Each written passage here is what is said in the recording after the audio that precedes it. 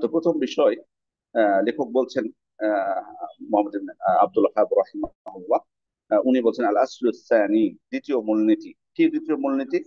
উনি বলছেন মা আরিফাতু দ্বীন ইসলাম বিল আদিল্লাহ, দিন ইসলাম সম্পর্কে জ্ঞান অর্জন করা, জানা, বিল আদিল্লাহ, দলিল সহকারে। অর্থাৎ কোনো হাওয়ার উপরে না, দলিল সহ জানতে হবে আমাকে। আমি যদি দিন জানতে চাই, তাহলে অবশ্যই দলিল সহ জানতে হবে, কারণ দিন এসেছে আল্লাহ তাআলার পক্ষ থেকে। তার মানে আল্লাহ তাআলা যেটা ওহী করেছেন তার রাসূলের উপর, সেটা কোরআন হোক অথবা সুন্নাহ হোক, সেটাই হবে দিন। কোনো ব্যক্তির নিজস্ব চিন্তাধারা এটা কখনোই দিন নয়। কেউ কেউ একটা তার মতো করে তার হাওয়া, তার প্রবৃত্তি অনুযায়ী কোন একটা দিন সম্পর্কে কথা বললো বা একটা ফতোয়া দিল, না, ওটা ওটা দিন ইসলাম না। বা ওটা সম্পর্কে যদি আপনি জানেন, এটা দিনের জ্ঞান অর্জন হলো না। দিনের জ্ঞান অর্জন হবে বিল আদিল্লাহ, দলিল মিনাল কোরআনি ওয়াস সুন্নাহ, কোরআন এবং সুন্নাহ থেকে। মানে কারো ব্যক্তির মানে কোনো জ্ঞানের উপর ভিত্তি করে নয়। কোনো ব্যক্তি যদিও ইসলামের নামে, দিনের নামে কিছু বলে, কিন্তু সেটা যদি কোরআন এবং সুন্নায় সেটা না থাকে, তাহলে সেটা দিন ইসলাম না। বিল আদিল্লাহ, কোরআন এবং সুন্নাহর দলিল সহকারে। এবং এর সাথে আরেকটা বিষয় যোগ করতে হবে, বিফাহমি সালাফিল উম্মাহ, বিফাহমি সালাফিল উম্মাহ, সালাফদের বুঝ অনুযায়ী।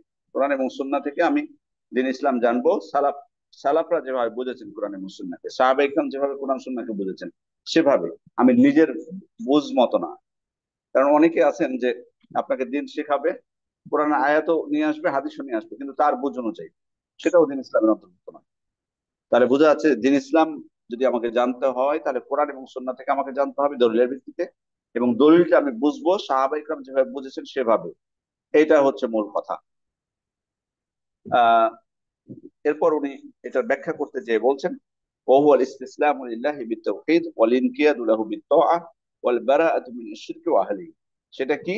দলিল সহকারে জানাটা সেটা হলো ইস্তিসলাম লিল্লাহ, আল্লাহর কাছে আত্মসমর্পণ করা, বিত্তাওহীদ, তাওহীদের মাধ্যমে, অর্থাৎ আল্লাহকে একক গণ্য করার মাধ্যমে, আল্লাহকে একক গণ্য করার মাধ্যমে, সেটা রুবুবিয়তের ক্ষেত্রে হোক, তাকে রব হিসেবে একক গণ্য করার ক্ষেত্রে হোক, উলুহিয়াতের ক্ষেত্রে হোক, অর্থাৎ তাকে একমাত্র মাহবুদ হিসেবে গণ্য করা হোক, অথবা আসমা ও সিফাতের ক্ষেত্রে হোক, অর্থাৎ যে সমস্ত তার গুণবাচক নাম বা গুণাবলী বর্ণিত হয়েছে পবিত্র কোরআন এবং সুন্নাহয়, সেগুলো যেভাবে সাহাবায়ে কেরাম বুঝেছেন, আহ সেগুলোকে তার জন্য সাব্যস্ত করা, কোনো প্রকার আকৃতি দেওয়া ছাড়াই বা কোনো প্রকার তুলনা দেওয়া ছাড়াই, অথবা কোনো কিছুর সাথে তাশবীহ সাদৃশ্য ছাড়াই, যেভাবে কোরআন এবং সুন্নাহ এসেছে সেভাবে তার জন্য সাব্যস্ত করা।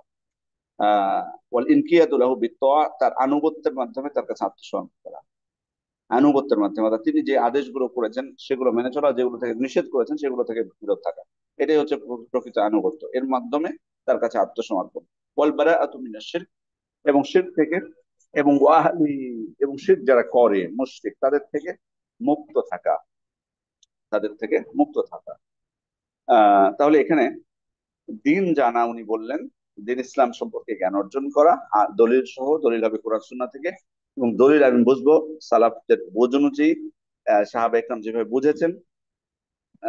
এবং এখানে আরেকটা বিষয়, উনি বললেন যে আল্লাহর কাছে আত্মসমর্পণ করা, তাকে একক গণ্য করার মাধ্যমে এবং তার আনুগত্য করার মাধ্যমে, এবং শিরক এবং শিরক যারা করে তাদের থেকে মুক্ত থাকার মাধ্যমে। এখানে আত্মসমর্পণটা, এটা আহ ওলামা ইকরাম বলছেন দুই ভাগে বিভক্ত। একটা হলো শারঈ, যেটা আপনি আপনার ইচ্ছায় করবেন, শরীয়ত, শরীয়তের কাছে আত্মসমর্পণ। আহ, অর্থাৎ আল্লাহ তাআলা যে বিধিবিধান গুলো দিয়েছেন, সেগুলো সেগুলো আপনি মেনে নেবেন। সেগুলোর ক্ষেত্রে আপনি আল্লাহর কাছে আত্মসমর্পণ করলেন স্ব ইচ্ছায়, শরীয়ত যেভাবে নির্দেশ দিয়েছে সেভাবে আত্মসমর্পণ করেন। আর একটা হলো কদারি। কদারি অর্থ হলো যে আত্মসমর্পণ হয়তো আপনি আপনি চাচ্ছেন না, আপনার এটা অনিচ্ছায় হচ্ছে, কিন্তু আপনাকে আত্মসমর্পণ করতে হচ্ছে। কারণ তাকদির, আপনি চাননি কিন্তু তাকদিরে হয়েছে, বিধায় আপনাকে সেটা কাছে আত্মসমর্পণ করতে হবে। এটা হচ্ছে কদারি। আহ যেমন আহ ওয়ালাহু, আল্লাহ তাআলা বলছে ওয়ালাহু আসলামা মান ফিস সামাওয়াতি ওয়াল আরদি তাওআন ওয়া কারহা, সূরা আল ইমরানের আয়াত ৮৩ নম্বর আয়াত সম্ভবত। অর্থাৎ আসমান এবং জমিনে যা কিছু আছে তার কাছে আত্মসমর্পণ করেছে, ইচ্ছাই হোক অনিচ্ছাই হোক। তো আমরা তো জানি যে আসমান জমিনে যারা কিছু আছে তারা আত্মসমর্পণ করেছে। এই আত্মসমর্পণ বলতে কদারি, যেটা তাদের জন্য যেটা নির্ধারিত, সেক্ষেত্রে আত্মসমর্পণ। আর যেটা শারঈ, সেটা তো আমরা যারা মুসলিম, যারা ঈমান এনেছি, ইসলাম গ্রহণ করেছি, তারা করছি আত্মসমর্পণ তার কাছে। কদারি হলো যেটা নির্ধারিত। অর্থাৎ যেমন আপনার অসুখ বিসুখ হচ্ছে, আপনি তো চান না যে আপনি অসুস্থ থান, কিন্তু অসুস্থ হচ্ছেন, এটা আপনাকে মেনে নিতে হচ্ছে। এক্ষেত্রে আপনাকে আত্মসমর্পণ করছেন আপনি আল্লাহ তাআলার কাছে। এভাবে যে বিষয়গুলো হয়তো বা আমরা পছন্দ করি না, কিন্তু আমাকে আত্মসমর্পণ করতে হচ্ছে, কারণ আল্লাহ তাআলা নির্ধারণ করে রেখেছেন এটা আমার জন্য।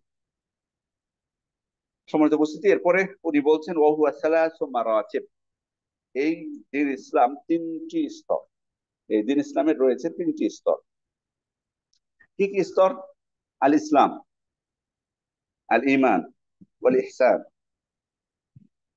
এখানে এই তিনটে স্তরের মধ্যে আহ, ইসলাম আমরা জানি, যেটার মাধ্যমে বাহ্যিক আমলগুলো মানুষের প্রকাশিত হয়। ওয়াল ইমান, যেটার মাধ্যমে অন্তরের আমল যেটার সাথে সংশ্লিষ্ট থাকে। ওয়াল ইহসান, ওয়াল ইহসান যেটা মানে এমন পর্যায়ে চলে যায় বান্দা যেন তিনি সর্বাবস্থায় স্মরণ করছেন যে আল্লাহ তাকে দেখছেন, এবং সে অনুযায়ী তিনি তার জীবনের সিদ্ধান্ত নেন। তার মানে ইহসানটা হচ্ছে সর্বোচ্চ পর্যায়ে বান্দা যখন তার মধ্যে ইহসান চলে আসবে, অর্থাৎ তিনি সর্ব অবস্থায় ভাববেন যে আল্লাহ আমাকে দেখছেন, আমি আল্লাহকে দেখছি অথবা আল্লাহ আমাকে দেখছেন, তখন কিন্তু তার ইবাদতটাও যেমন একাগ্রতার সাথে হবে, একনিষ্ঠ ভাবে হবে, তেমনি তিনি বহু হারাম থেকে নিজেকে রক্ষা করতে পারবেন। কারণ এক্ষেত্রে তিনি লজ্জিত হবেন যে আমার রব আমাকে দেখছেন, আমি তার অবাধ্য হই কি করে। আপনি যেমন কোনো ব্যক্তির, কোনো দাস, কাজের লোক, তার মালিক তাকে দেখতেছে, আহ ওইটাতে কেন যাবেন? আপনি শিক্ষা প্রতিষ্ঠানগুলোতে দেখুন, টিচাররা দেখুন না, অনেকে কিন্তু ক্লাসে মানে অলসতা করে, ফাঁকি দেয়। যদি বুঝতে পারে যে প্রিন্সিপাল দেখতে এসেছে, তখন কিন্তু তার সবকিছু পরিবর্তন হয়ে যায়। বা মুশরিফ, যারা সাধারণত মানে এগুলো অবজার্ভ করেন, দেখাশোনা করেন, তারা আসলে তাদের কিন্তু শিক্ষা দেওয়ার পদ্ধতি কিন্তু চেঞ্জ হয়ে যায়, অন্যরকম হয়ে যায় ক্লাস। এমনি সময় যেমন থাকলো, অন্য সময় অন্যরকম অ্যালার্ট হয়ে যান, যেভাবে পড়ানো উচিত সেভাবে পড়াতে শুরু করেন। তো আহ তো দুনিয়ার ক্ষেত্রে যদি মানুষ এতটা লজ্জা পায় তার মানে যিনি প্রধান আছেন তার তার তার কাছে, তাহলে আল্লাহ তাআলা যিনি আমাকে সৃষ্টি করেছেন, তিনি আমাকে খাওয়াচ্ছেন, তিনি আমাকে থাকার ব্যবস্থা করেছেন, তিনি আমাকে অক্সিজেন দিচ্ছেন, সবকিছু দিচ্ছেন, সব নিয়ামত ভোগ করছি আমি তার, তাহলে তার সামনে আমি, তিনি আমাকে দেখতেছেন, ওই অবস্থায় কিভাবে আমি তার অবাধ্য হবো? এই মানসিকতায় থাকা, এটা হচ্ছে ইহসান। এটা হচ্ছে ইহসান চূড়ান্ত পর্যায়ে, এটা বান্দা। আর ইসলাম এবং ইমানের মধ্যে তাহলে কি পার্থক্য আছে? এটা অনেকে হয়তো বলতে পারেন যে যদি আলাদা আলাদা ভাবে আসে, এর আগেও বলেছি যে ইসলাম আলাদা আলাদা ভাবে যদি আসে, অর্থাৎ আমি যখন, কেউ বললো যে আমি ইসলাম গ্রহণ করেছি, এটার মানে বুঝতে হবে যে উনি ইসলাম ইমান ইমান দুটাই গ্রহণ করেছেন, অর্থাৎ বাহ্যিক আমল, অন্তর আমল সবকিছু উনি গ্রহণ করছেন। বা আমরা বললাম যে উনি মমিন ব্যক্তি, তার মানে উনি মমিন এবং মুসলিম দুইটা অন্তর্ভুক্ত হবে এখানে, ইসলাম এবং ইমান, শুধু যখন এটা বলবেন। আর যখন একত্রে বলবেন যে ইসলাম ইমান দুটো একসাথে বললেন, তখন কিন্তু দুইটার মধ্যে পার্থক্য বোঝাবে। তখন ইসলাম বলতে বাহ্যিক আমল বোঝাবে, আর ইমান বলতে তখন অন্তরের আমলগুলো বোঝাবে। وقالت الاعراب آمنا قل لم تؤمنوا ولكن قولوا اسلمنا। বেদুইনরা বলে যে আমরা ঈমান এনেছি। আল্লাহ তাআলা বলছেন যে তাদেরকে বলে দিন যে তোমরা ঈমান নয়, বরং ইসলাম গ্রহণ করেছো। এখানে একসাথে এসেছে ঈমান এবং ইসলাম। এক্ষেত্রে ইসলাম বলতে বাহ্যিক আমলগুলো বোঝানো হয়েছে, আর ঈমান বলতে অন্তরের আমলগুলো বোঝানো হয়েছে। আশা করি বিষয়টা স্পষ্ট। তাহলে দিনের তিনটা স্তর আমরা বুঝতে পারলাম: ইসলাম, ঈমান এবং ইহসান। অকুল্লু মারতাবাতিন লাহা আরকান, আর প্রত্যেকটা যে স্তর দেখলাম তিনটা, ইসলাম, ঈমান এবং ইহসানের, সবগুলোর আরকান রয়েছে, রুকন রয়েছে। তাহলে প্রত্যেকটা রুকন সব সম্পর্কে উনি আলোচনা শুরু করতে যাচ্ছেন এখন। প্রথম রুকন যেটা, অকুল্লু মারতাবাতিন লাহা আরকান, আরকানুল ইসলামে খামসা। উনি বলছেন যে ইসলামের রুকন হলো পাঁচটা। আসলে এটা কিন্তু কমন একটা বিষয় দিনের জ্ঞান সম্পর্কে জানা, ইসলামের রুকন পাঁচটা। এটাও আমি দেখি যে অনেক অনেক ভাইদের মানে খুবই আফসোসের একটা বিষয়, অনেক শিক্ষিত মানুষদেরকে আমি দেখেছি যে ভুলে যায় অনেক সময়। সেক্ষেত্রে আমি কোন একটা সম্ভবত একটা এক্সামে দিয়েছিলাম যে লিখেছি ইসলামের সত্য মিথ্যা, ট্রু ফলসে, যে ইসলামের রুকন ছয়টা। তো সবাই সেখানে মানে অনেকে সত্য বলেছে। এটা খুবই দুঃখজনক। ইসলামিক জ্ঞান অর্জন, দিনের জ্ঞান অর্জন আমি করেছি, বা দিনের মৌলিক বিষয়টা, ইসলামের যে পাঁচটি রকম, ইমানের রকম ছয়টি, কিন্তু ইসলামের রকম হচ্ছে পাঁচটি। উনি বলছেন ফারকানুল ইসলামি খামসা, ইসলামের রকম গুলো হচ্ছে পাঁচটি। কি কি? এবার তিনি বিবরণ দিচ্ছে: শাহাদাতু আন লা ইলাহা ইল্লাল্লাহ ওয়া আন্না মুহাম্মাদার রাসূলুল্লাহ, এই সাক্ষ্য দেওয়া যে আল্লাহ ছাড়া সত্য কোনো মাবুদ নেই, ও আন্না মুহাম্মাদার রাসূলুল্লাহ, এবং মুহাম্মদ সাল্লাল্লাহু আলাইহি ওয়াসাল্লাম হচ্ছেন আল্লাহর রাসূল। ওয়া ইকামুস সালাহ, সালাত প্রতিষ্ঠা করা। ওয়া ইতাউজ যাকাত, যাকাত দেওয়া। ওয়া সাওমু রমাদান, রমাদান মাসে সিয়াম পালন করা। ওয়া হাজ্জু বাইতুল্লাহিল হারাম, এবং বাইতুল্লাহ হজ করা। এই পাঁচটি বিষয় ইসলামের দলিল। হাদিস তো আমাদের কাছে স্পষ্ট, যেটা হাদিসে জিবরিল আসবে আমাদের সামনে, যে কথাগুলো হচ্ছে সবগুলো দলিল হিসেবে আসবে। আর অন্য হাদিসও তো আমরা জানি, বুনিয়াল ইসলাম আলা খামস, ইসলাম পাঁচটি স্তম্ভের উপর আহ, নির্মিত। সেটা হচ্ছে আহ শাহাদাত আল্লাহ ইলাহা ইল্লাল্লাহ মুহাম্মাদুর রাসূলুল্লাহ, দুই শাহাদাতাইন যেটাকে আমরা বলছি। তারপরে সালাত প্রতিষ্ঠা করা, যাকাত দেওয়া, সিয়াম পালন করা, এবং হজ করা। আসলে এই ইবাদতগুলোর মধ্যে প্রত্যেকটা ইবাদতই কিন্তু গুরুত্বপূর্ণ আমাদের। মানে ইসলাম আমাদের যদি কেউ কবুল করি, ইমান গ্রহণ করি, তাহলে প্রত্যেকটা আহ, আহ, মানে রুকন আমাদের জন্য জরুরি। তবে বিশেষ করে সালাতের ইমান আনার পর সালাতের গুরুত্বটা অনেক বেশি। কারণ সাহাবা ইকরাম সালাত ছাড়া অন্য কোনো আমল পরিত্যাগ করাকে কুফরি মনে করতেন না, মানে বড় কুফরি মনে করতেন না। অর্থাৎ কেউ যদি স্বীকার করে ফরজিয়াত, সালাতের ফরজিয়াত, সিয়ামের ফরজিয়াত, হজের ফরজিয়াত, জাকাতের ফরজিয়াত, কিন্তু হয়তো পালন করলো না, এক্ষেত্রে অন্যান্য রুকুন গুলো যদি স্বীকার করে নেয় অথচ পালন করছে না, সেটাতে বড় কাফের হবে না। কিন্তু সালাত এমন একটা ইবাদত এবং এমন একটা কর্ম, যেটা যদি সে মেনে নেয় তারপরও সে না করে, মেনে নিল কিন্তু সে করছে না, তখন সে বড় কাফের হয়ে যাবে। তখন সে বড় কাফের হয়ে যাবে। হজের ক্ষেত্রে আমরা দলিল আসবে, দলিল হয়তো উনি উল্লেখ করবেন, সেগুলো আমরা আলোচনা করব তখন। আহ এরপরে উনি পাঁচটা রুকন উল্লেখ করলেন, মোহাম্মদ বিন আব্দুল ওয়াহ্হাব রাহিমাহুল্লাহ। এরপর উনি সেটা প্রত্যেকটা রুকনের উনি এবার বিশ্লেষণে যাচ্ছেন। উনি বলছেন দালিলুশ শাহাদা, আহ দালিলুশ শাহাদা, শাহাদাতের দলিল। শাহাদাত বলতে এখানে দুইটা অংশ, দুইটা অংশেরই উনি দলিল দিবেন, দুইটা অংশেরই উনি দলিল দিবেন। তো এখানে কিন্তু আহ দেখুন, মানে শাহাদাত যেটা প্রথম রুকন, যেটা প্রথম রুকন কিন্তু দুইটা বিষয়ের সমন্বয়। প্রথম রুকনটা শাহাদাতেন, শাহাদাতেনকে আমরা প্রথম রুকন বললাম। আর দ্বিতীয় হচ্ছে সালাত, তৃতীয় হচ্ছে যাকাত, চতুর্থ সিয়াম, পঞ্চম হচ্ছে হজ।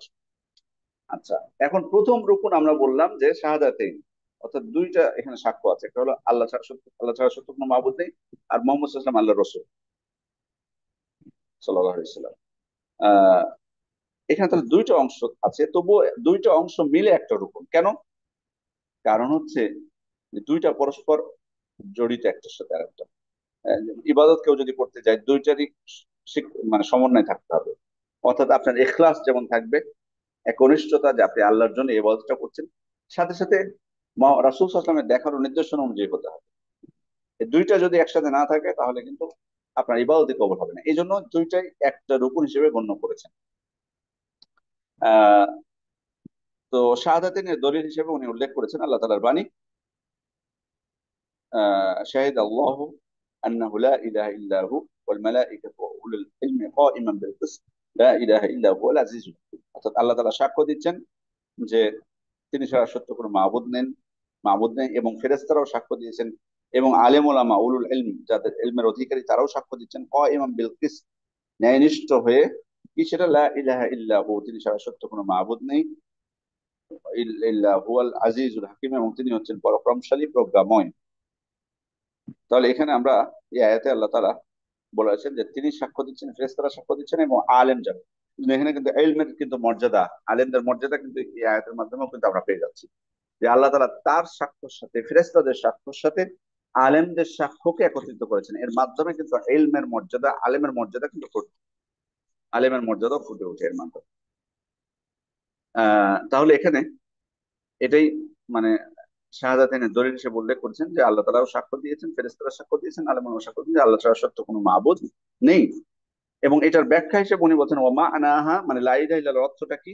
লা মা'বুদা বিহাক্কিন ইল্লাল্লাহ, লা মা'বুদা বিহাক্কিন ইল্লাল্লাহ, আল্লাহ ছাড়া সত্য কোনো মাবুদ নেই, আল্লাহ ছাড়া সত্য কোনো মাবুদ নেই। আহ আমরা সত্য মাবুদ, লা ইলাহা ইল্লাল্লাহ বলতে তো বোঝায় যে আল্লাহ ছাড়া কোনো মাবুদ নেই, সাধারণ অর্থ। তাহলে আমরা কেন বলছি যে লা লা মা'বুদা বিহাক্কিন ইল্লাল্লাহ? আল্লাহ ছাড়া সত্য মাবুদ নেই। সত্য কথাটা কেন যুক্ত করলাম? প্রথম বিষয় হলো যে সত্য কথাটা কিন্তু আমরা নিজের থেকে যুক্ত করি নাই। এটা যুক্ত করেন আল্লাহ তাআলাই পবিত্র কোরআনে ইঙ্গিত দিয়েছেন এই বিষয়ে।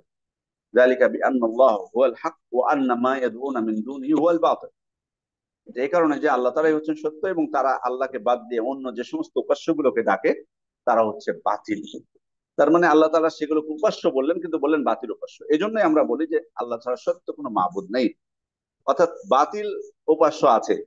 কারণ মানুষ ওগুলোকে মাবুদ মনে করে, বা অনেকে নিজেকে দাবি করে মাবুদ, যে সে মাবুদ। এই কারণে বলা হচ্ছে যে সত্য কোনো মাবুদ নেই, যেটা আল্লাহ তাআলাই বলেছেন যালিকা বিআন্নাল্লাহু হুয়াল হক ওয়া আন্না মা ইয়াদউনা মিন দুনিহি হুয়াল বাতিল, যে অর্থাৎ তারা হচ্ছে বাতিল। এই জন্যই আসলে সত্য কথাটা জালিকা বিআন্নাল্লাহু হুয়াল হক, তিনি হচ্ছেন সত্য। এই জন্য এই অর্থটা এখানে করা হয় যে লা ইলাহা বিহাক্কিন ইল্লাল্লাহ, আল্লাহ ছাড়া সত্য কোনো মাবুদ নেই। কিন্তু আমরা যখন জিকির হিসেবে পাঠ করবো তখন কিন্তু লা ইলাহা ইল্লাল্লাহ বলবো, শুধু লা ইলাহা ইল্লাল্লাহ বলবো, সেখানে কিন্তু হাক কথাটা যোগ করার কোনো দরকার নেই। আপনি যখন বোঝাবেন লা ইলাহা ইল্লাল্লাহর মর্মর্থটা মানুষকে বা এর অর্থটা বলবেন, তখন আপনি হাক শব্দটা, সত্য কথাটা যুক্ত করবেন। আচ্ছা, যুক্ত না করলে কি কোনো সমস্যা আছে? না, সমস্যা নাই, সমস্যা নাই। মানে এটা আবার অনেকে বেশ বাড়াবাড়ি করেন। কেউ কেউ আছেন যে বাড়াবাড়ি করেন, বলেন যে যদি সত্য কথাটা যুক্ত না করা হয় তো শিরক হয়ে যাবে। নাউজুবিল্লাহ মিন যালিক। কে বলেছে এটা? যদি কেউ বলে যে আল্লাহ ছাড়া কোনো মাবুদ নেই, তো উনি তো সত্য কথাই বলছেন, আসলে তো মাবুদ নেই, মানে ইবাদতের হকদার তো তিনি। কিন্তু বোঝানোর জন্য, বিষয়টাকে ক্লিয়ার করার জন্য আল্লাহ তাআলা যেমন ক্লিয়ার করেছেন, আমরাও ক্লিয়ার করতে পারি। সেই হিসেবে হাক শব্দটা যুক্ত করতে পারি যখন আমি লা ইলাহা ইল্লাল্লাহর অর্থ মানুষকে বলবো, বা লা ইলাহা ইল্লাল্লাহর মর্মার্থ বলবো, তখন সেটা যুক্ত করবো। কিন্তু শুধু আপনি যখন ইবাদত হিসেবে করবেন বা জিকির হিসেবে বলবেন, তখন কি বলবেন? লা ইলাহা ইল্লাল্লাহ, শুধু এটা বলবেন। সুতরাং কোনো সমস্যা নেই। কিন্তু সব থেকে পরিপূর্ণতা পাবে যে হাক শব্দটা যদি যুক্ত করেন অর্থ বলার সময়, যে আল্লাহ ছাড়া সত্যি কোনো মাবুদ নেই। এবং এটা আমি নিজের থেকে যুক্ত করছি না, আবারও বলছি, এটা আল্লাহ তাআলার কোরআনের আয়াত থেকে ওলামা ইকরাম বুঝেছেন এবং সেটাকে যুক্ত করেছেন অর্থ বলার সময় বা সেটার মর্মার্থ বলার সময়। কিন্তু জিকির হিসেবে আমি আবারও বলছি, জিকির হিসেবে যখন বলবেন শুধু লা ইলাহা ইল্লাল্লাহ বলবেন। একজন আমাকে বলছেন যে আহ, যে লা ইলাহা ইল্লাল্লাহ, আহ, আহ, লা ইলাহা হাক কথাটা যে বলতে হবে, এটা কোথায় আপনি দলিল পেলেন? তা আমি কোরআনের ওই আয়াতটার কথা বললাম। তো তাহলে কি কোরআনের কোথায় বা হাদিসের কোথাও আল্লাহ রাসূল সাল্লাল্লাহু আলাইহি ওয়াসাল্লাম বলেছেন এভাবে লা ইলাহা বিহাক্কিন ইল্লাল্লাহ? আমি বললাম না, এভাবে পাওয়া যায় না। তাহলে আপনার কেন? তা আমরা বললাম, আমি তখন বললাম, তখন বুঝতে পেরেছি আসলে যে উনি আসলে ভুল বুঝেছেন। যে উনি মনে করেছেন যে জিকির করার সময়ও হাক শব্দটা উচ্চারণ করতে হবে, এটা উনি মনে করেছেন। কিন্তু আসলে এটা এটা ধারণা ভুল। আমি তখন সাথে সাথে বললাম যে কে বলেছে আপনাকে? বলে না, অনেকে বলে আপনাদের মধ্যে। আমি বলি কে বলেছে বলেন, আমি একটু দেখি। যে জিকিরের সময়, অর্থাৎ আমি যখন ইবাদত হিসেবে বলবো বা জিকির হিসেবে, তখনও হক যোগ করতে হবে, এটা কে বলেছে? কই, আমি তো শুনি নাই। যারা বলেছেন তারা লা ইলাহা ইল্লাল্লাহর অর্থ, মর্মার্থ, ব্যাখ্যা মানুষকে বোঝানোর সময় সেটা যুক্ত করেছেন, যেটা আল্লাহ তাআলা কোরআন যুক্ত করেছেন। কিন্তু জিকির হিসেবে বলার সময় শুধু লা ইলাহা ইল্লাল্লাহ আমরা বলবো। জি। তো এখানে লা ইলাহা ইল্লাল্লাহর ক্ষেত্রে দুইটা বিষয় রয়েছে এখানে। এটা লা ইলাহা, এখানে নাফি, নেতিবাচক। লা ইলাহা মানে কোনো মাবুদ নেই। মাবুদ নেই বলতে মানে আল্লাহ ছাড়া অন্য কোনো মাবুদ নেই। এখানে নাকচ করে দেওয়া হয়। অর্থাৎ আল্লাহ ছাড়া পৃথিবীতে যতগুলোকে উপাস্য হিসেবে গ্রহণ করা হয়েছে, অন্য কাউকে, আল্লাহ ছাড়া অন্য কাউকে, সেটা ব্যক্তি হোক, বস্তু হোক, কল্পনাতে, কল্পনার নিমিত্তে কোনো কিছু হোক, সবগুলো বাতিল। লা ইলাহা মানে আপনি সবকিছুকে বাতিল করে দেন। লা লা ইলাহা ইলাহা বলার মাধ্যমে পৃথিবীতে যত বাতিল উপাস্য আছে সবগুলোকে আপনি বাতিল বাতিল করে দিবেন। তারপর যখন ইল্লাল্লাহ বললেন, তার মানে তখন শুধুমাত্র আপনার দাসত্ব, আপনার ইবাদত আল্লাহর জন্য সাব্যস্ত করলেন, যে মাবুদ একমাত্র তিনি, তিনি ছাড়া অন্য কোনো মাবুদ নেই। তাহলে এখানে দুইটা অংশ। লা ইলাহা ইল্লাল্লাহ, যখন আপনি লা ইলাহা বলবেন, তখন আপনি লা ইলাহা বলে পৃথিবীতে যত বাতিল মাবুদ আছে সবগুলো ওখানে নাকচ করছেন। আর ইল্লাল্লাহ বলার মাধ্যমে আপনি শুধুমাত্র ইবাদত বা মাবুদ আল্লাহ তাআলাকে সাব্যস্ত করছেন। এই জন্য শুধু লা ইলাহা বলে থেমে গেলে কিন্তু হবে না, আপনার আল্লাহর জন্য তো সাব্যস্ত করতে হবে। ওই জন্য পুরো বলতে হবে। অনেক ওই যে আলোচককে দেখেন না, সবাইকে বলে ওই যে যখন জিকির করে আলোচনার মধ্যে লা ইলাহা, লা ইলাহা কয়েকবার লা ইলাহা বলে আর চায়ে চুমুক দেয়, যে শেষে ইল্লাল্লাহ বলে। তা আসলে তো এটা ঠিক না। এভাবে আপনি শুধু লা ইলাহা বলে বসে থাকলেন কেন? তখন চায়ে চুমুক দিচ্ছেন, আবার সবাইকে বলতে বলছেন শেষে যে আপনি ইল্লাল্লাহ বলছেন, এটা বলা কিন্তু ঠিক না। কারণ আপনি শুধু লা ইলাহা বলে যখন থেমে যাচ্ছেন, তখন কিন্তু অর্থ অপূর্ণ থাকতেছে। কারণ আপনি বাতিল করলেন, মানে যারা বাতিল, তাদেরকে আপনি বাতিল করলেন, কিন্তু আপনাকে তো সাব্যস্ত করতে হবে কাউকে, বাক্যে পরিপূর্ণ হবে না এটা। এরপরে উনি বলছেন লা শারিকা লাহু ফি ইবাদাতি, তার ইবাদতে কোনো শরীক নেই। কামা আন্নাহু লাইসা লাহু শারিক ফি মুলকি, যেমন ভাবে তার রাজত্বে কোনো শরীক নেই। অর্থাৎ তার রাজত্ব যেমন শুধু তারই, তেমনি ইবাদত শুধু তারই। আপনি তাকে রব হিসেবে যেমন গ্রহণ করে নিয়েছেন যে তিনি একমাত্র আমাদের রব, তিনি আমাদের একমাত্র সৃষ্টিকর্তা, তিনি একমাত্র আমাদের রিজিক দাতা, সমস্ত রাজত্ব শুধুমাত্র তারই, ক্ষমতা শুধুমাত্র তারই, এটা যেমন আপনি মেনে নিয়েছেন, তেমনি আপনাকে মানতে হবে যে ইবাদত শুধুমাত্র তারই।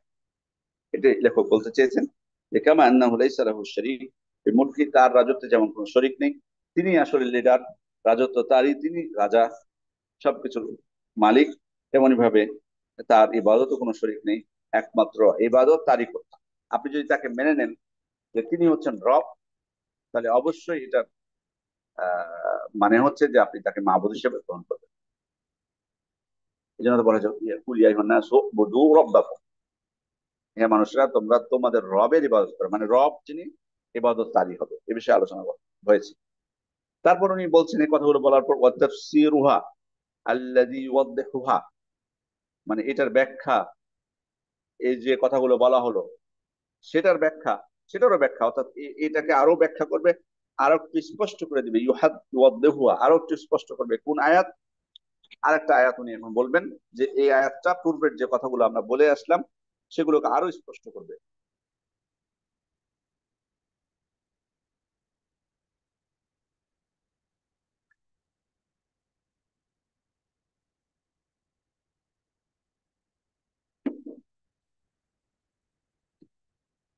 কি স্পষ্ট করবে সেটা? আয়াতটি হচ্ছে ওয়াইদ ক্বালা ইব্রাহিমু লিআবিহি ওয়া কওমি, যখন ইব্রাহিম তার পিতা এবং তার সম্প্রদায়কে বললেন, ইন্নানি বারাউম মিম্মা তা'বুদুন, তোমরা যেগুলো ইবাদত করে থাকো সেগুলো থেকে কিন্তু আমি নিজেকে মুক্ত ঘোষণা করছি।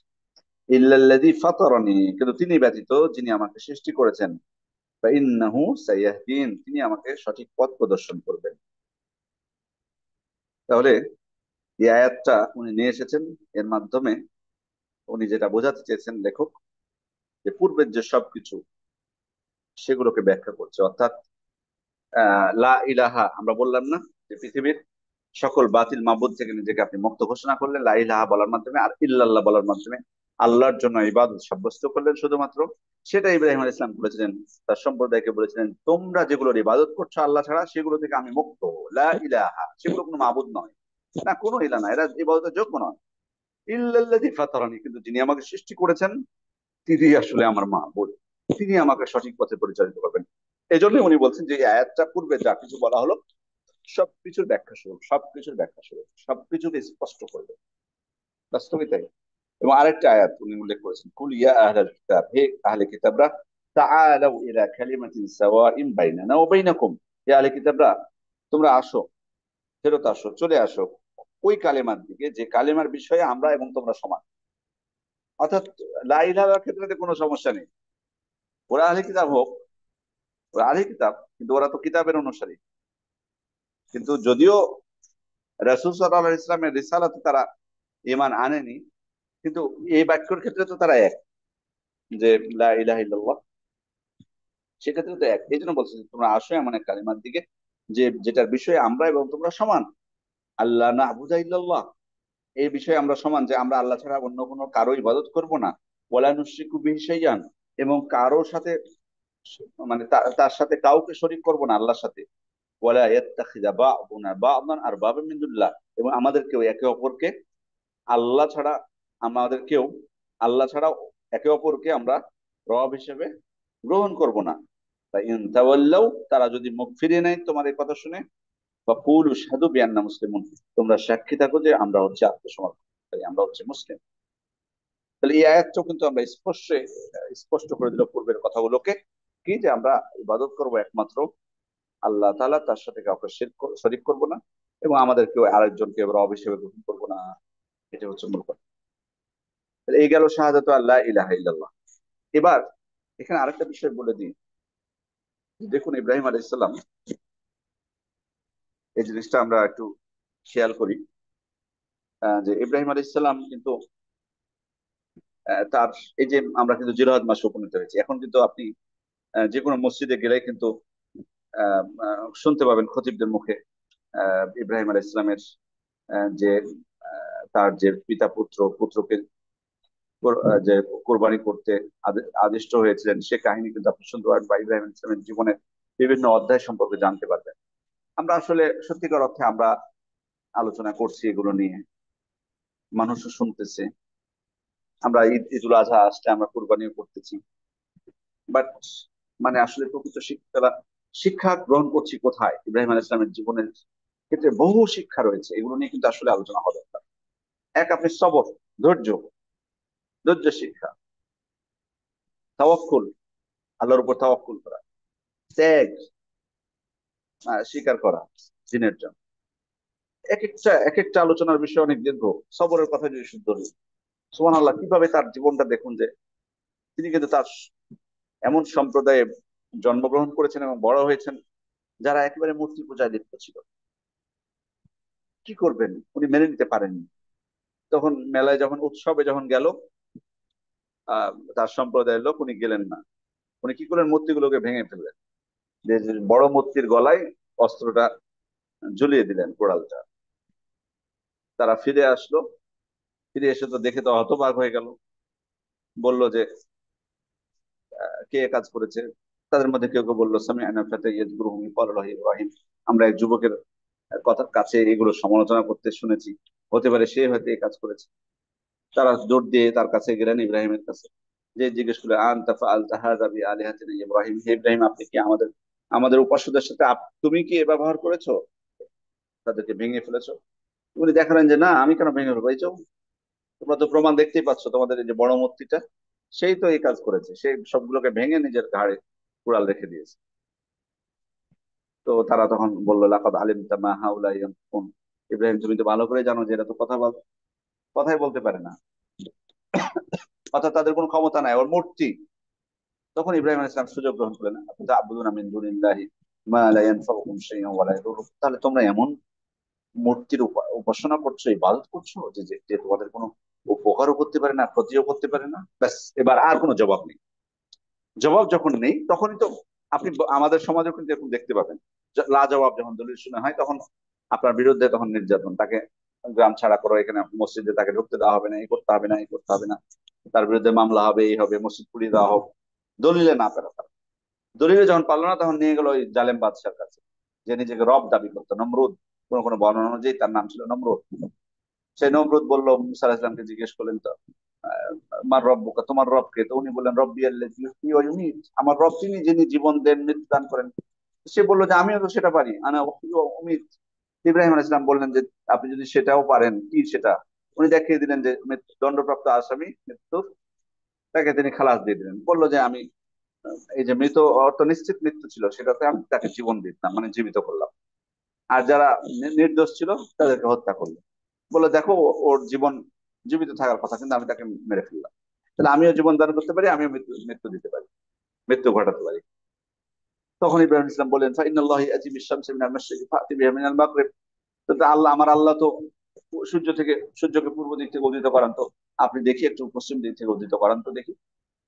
আবু হেতাল্লাযী কাফার, যারা কুফরি করেছে তারা হতবুদ্ধি হয়ে পড়লো, কিচ্ছু বলতে পারলো না।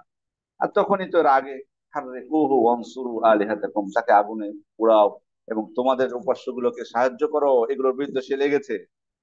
সুবহানাল্লাহ, কিভাবে তাওহীদ বাস্তবায়ন করতে হয় কেয়ার করে দেখুন, ইব্রাহিম আলাইহিস সালাম কোনো আপোষ করেননি।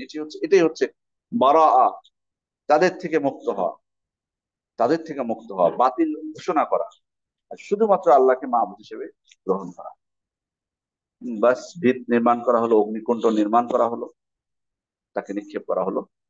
আল্লাহকে বললেন, হাসবুনাল্লাহু ওয়া নি'মাল ওয়াকিল, আল্লাহ আমার জন্য যথেষ্ট, তিনি উত্তম কর্তব্য। বাস, আল্লাহ তাআলা আগুনকে নির্দেশ দিলেন, ইয়া নারু কুনি বারদাও ওয়া সালামান আলা ইব্রাহিম, হে আগুন তুমি ইব্রাহিমের জন্য ঠান্ডা হয়ে যাও, বরফ হয়ে যাও, আর শীতল হয়ে যাও, এবং শান্তিদায়ক হয়ে যাও তার জন্য। দেখুন, তার মানে কত নির্যাতনের শিকার হয়েছে। তাদের কাছে, শুধুমাত্র এটার কারণে। আবার বাড়িতে এসে কি শান্তি আছে? তার পিতাও তো এক। তার পিতাকে যখন বললেন ইয়া আবাতি লিমা তা'বুদু মা লা ইয়াসমাউ ওয়া লা ইবসিরু ওয়া লা ইউগনি আনকা শাইআ, হে আবা, আমার পিতা, আপনি কেন এমন কিছুর ইবাদত করেন যে শুনতে পারে না, দেখে না, আপনার কোনো উপকারও করতে পারে না? তো তার পিতারা আগে বলেন আরাগিবুন আনতা আন আলিহাতি ইয়া ইব্রাহিম, আমি যে ইলাহ মাহবুদ গুলো ইবাদত করি সেগুলোর থেকে কি তুমি মুখ ফিরিয়ে দিচ্ছ? লা ইল্লাম তানতাহি লা আরজুমান্নাকা ওয়াহজুরনি মালিয়া, তুমি যদি এটা থেকে না বিরত হও, এই মূর্তিগুলোর বিরোধিতা থেকে, আমি কিন্তু তোমাকে পাথর মেরে হত্যা করব, রজম করব। ওয়াহজুরনি মালিয়া, তুমি আমাকে ছেড়ে চিরতরে চলে যাও। তো ইব্রাহিম আলাইহিস সালাম খারাপ ব্যবহার করেননি, বলেছেন সালামুন আলাইকা, আপনার প্রতি সালাম রইল, আস্তাগফিরুল্লাহ রব্বি, আপনার জন্য আমি আল্লাহর কাছে ক্ষমা প্রার্থনা করবো, ইন্নাহু কানা বি হাফিয়্যা, তিনি আমার প্রতি মেহেরবান।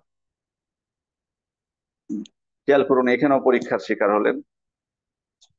জালেম বাদশার কবলে পড়লেন তার স্ত্রী সারাকে নিয়ে, সেখানে আল্লাহর কাছে চাইলেন, আল্লাহ তাকে রক্ষা করলেন।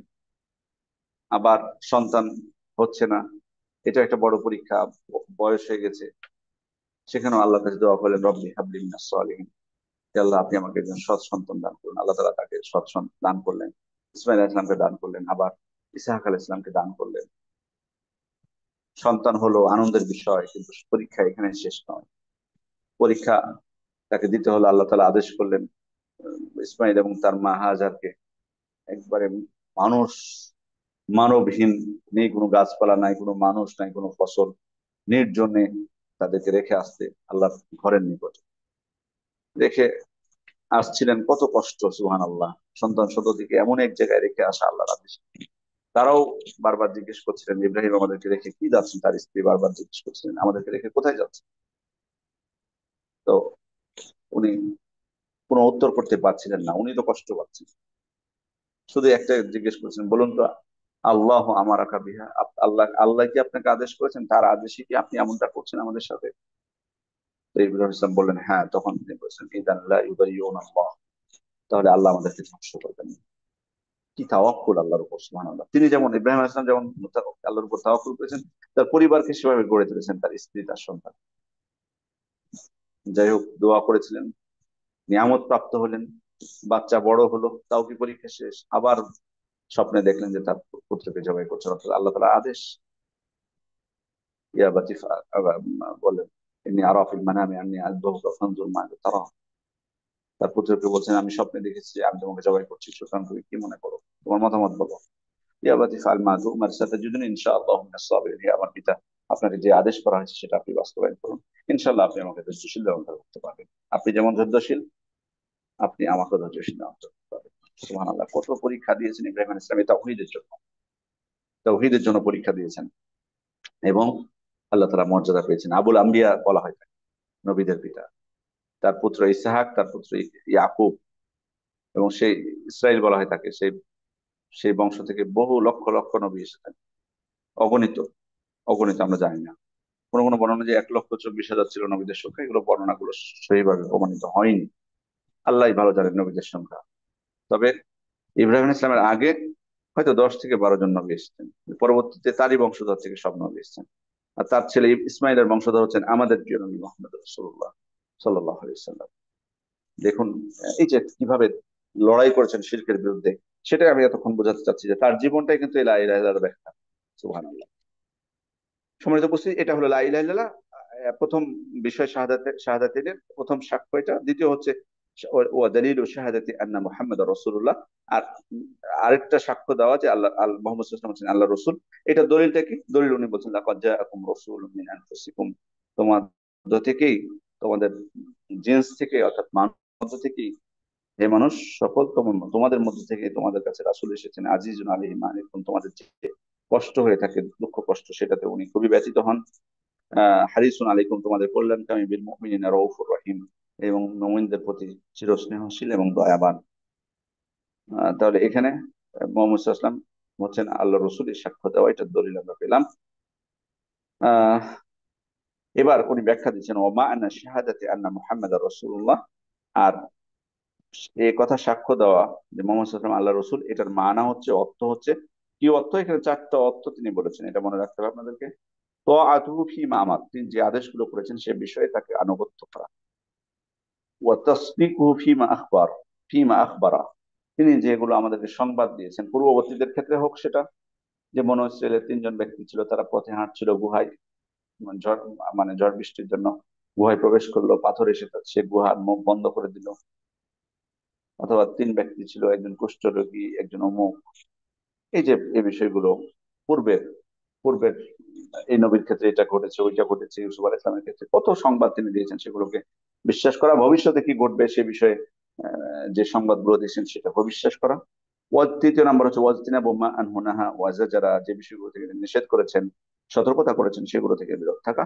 ওয়া আল্লা ইউবাদাল্লাহু ইল্লা বিমা শারা, এবং আল্লাহর ইবাদত না করা যেটা উনি আমাদের জন্য শরীয়ত হিসেবে গণ্য করেছেন, অর্থাৎ তিনি যেভাবে আমাদেরকে আল্লাহর ইবাদত করতে বলেন সেভাবে আল্লাহর ইবাদত করা, এছাড়া অন্য কোনো ভাবে নয়। তো আল্লাহর ইবাদত করবো, কিন্তু রাসূল সাল্লাল্লাহু আলাইহি ওয়াসাল্লাম যেভাবে শিখিয়ে দিয়েছেন। তার মানে এখানে চারটা বিষয় মনে রাখবেন।